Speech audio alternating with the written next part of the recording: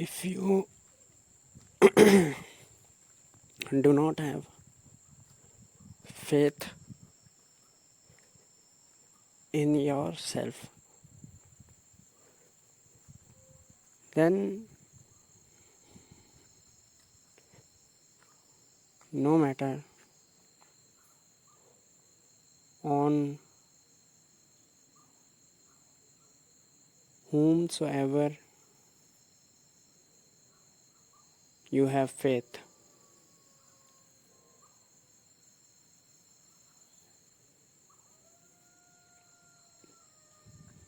that is not a faith.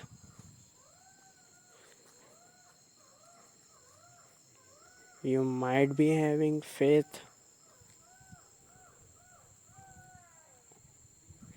on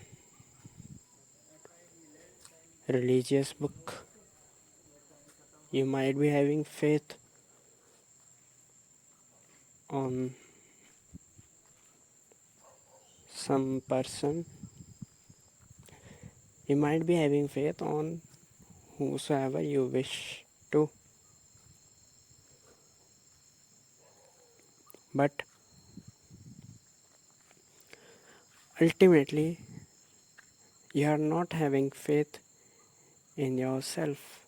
That's why you have faith on someone else.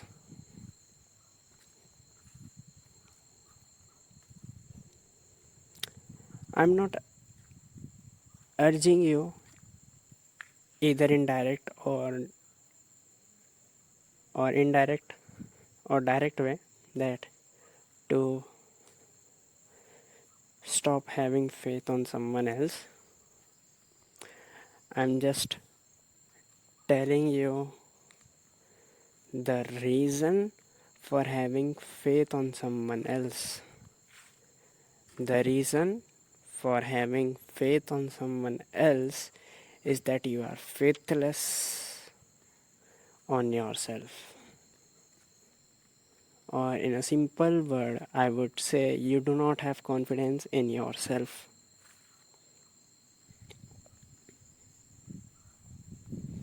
You are very scared. You don't know about yourself. You can't trust yourself. That's why you build faith on someone else.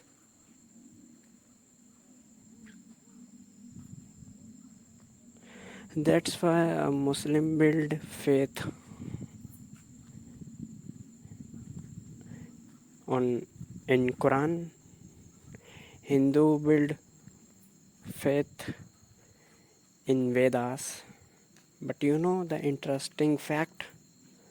Not even the Muslim reads the Quran,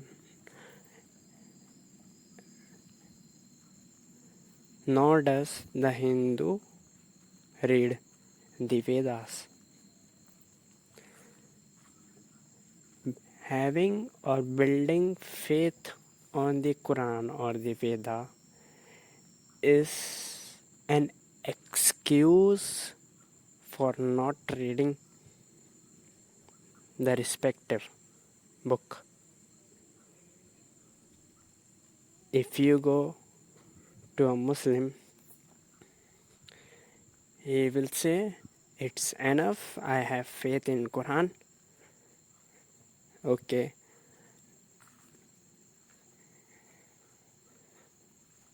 but I am yet to read it fully, he will say. Similar is in the case of Hindu with respect to Vedas. And also similar is the case with a Marxist. He will say that I have faith in the ideology of Marxism, but I am yet to read the Das Kapital fully. You know, till now in my life, I haven't seen any Muslim who has read the Quran fully. I haven't seen any Hindu who has read the Vedas fully. Nor I have seen a Marxist who has read the Das Capital fully. One thing is for sure, they are empty within themselves because they do not have faith on themselves,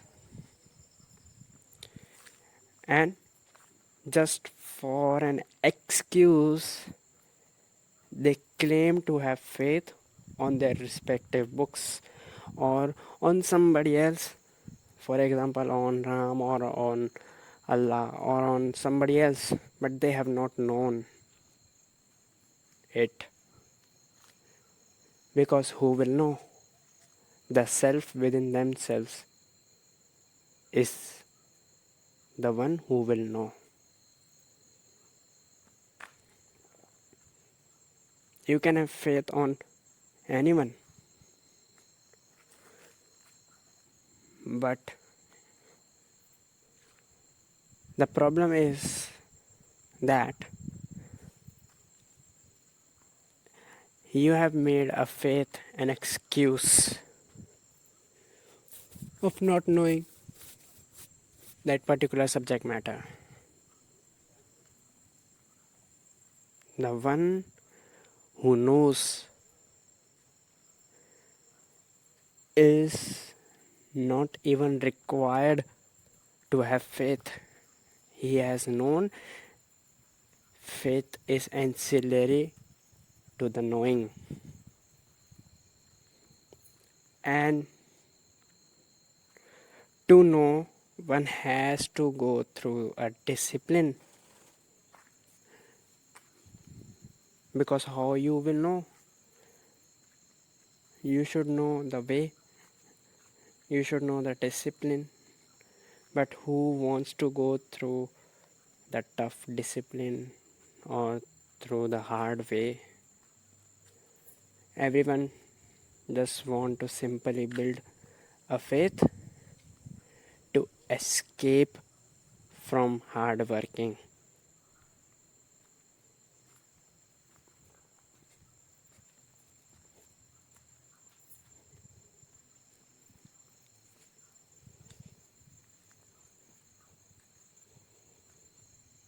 One person came to me.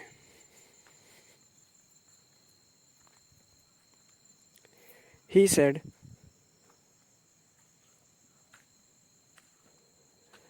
actually, I have a habit, or I do not want. Actually, it's not a habit. I have created this habit in me. I don't shake hands with anyone. Very rarely I shake hands, and with very selective people only. So one person came to me. He said to me that why do you not shake hands with someone or everyone? I said simply because hygiene. I care about my hygiene.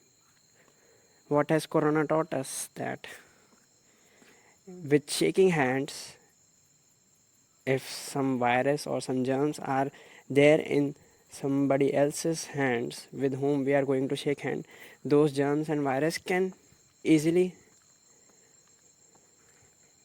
transfer on our hand by shaking hands.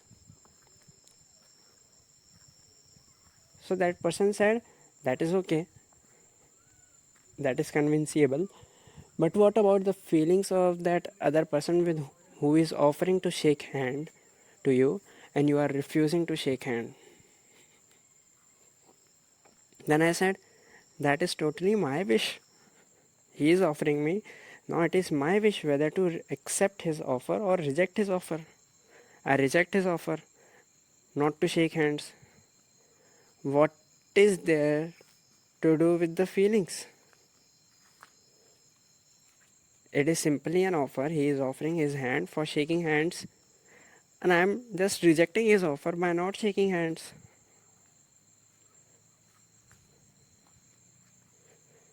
So then that person told me that in our society, in our surroundings, people usually shake hands to greet each other, to warmth, to give a warm welcoming to each other. By shaking hand is a sign of welcoming someone else by making him or her warm. So you are not following it. You are not welcoming someone else. I said that if you think that, you can think it, but I have no intention of not welcoming.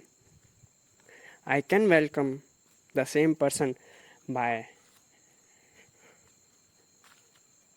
posing in Namaskar Mudra, by joining my hands and doing Namaskar to that person. I can offer welcome to him or her, or even by my voice, I can say hello, salam, good morning, namaskar, sat sri akal. There are many other ways for welcoming. Why just only shaking hands? I have faith in myself that from the bottom from the bottom of my heart I am welcoming that person. That matters. But do you or somebody else have that feeling of welcoming emanating from their bottom of their hearts? Or you are just a slave, or just conforming with the social standards of shaking hands? This shows that you are having faith on community standards which have been set by the society. But can you really say that your heart welcomes that person when you shake hands with him? For that, you have to welcome him or her from the bottom of your heart, from yourself.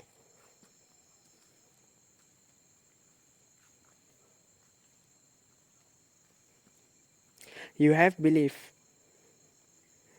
in social standards. You have faith. But do you have faith in yourself?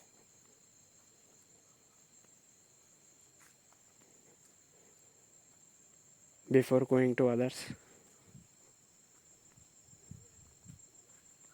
Or you are faithless and very scared person, full of fear? Faith is nothing, just a byproduct of your fear. Only the fearless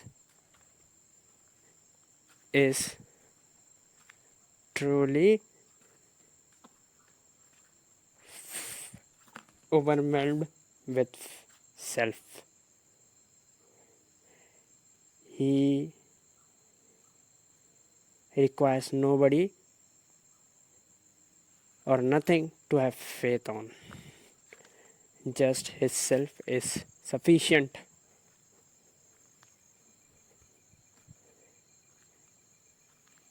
That is even higher than the faith. Or I would say that faith is ancillary to the self.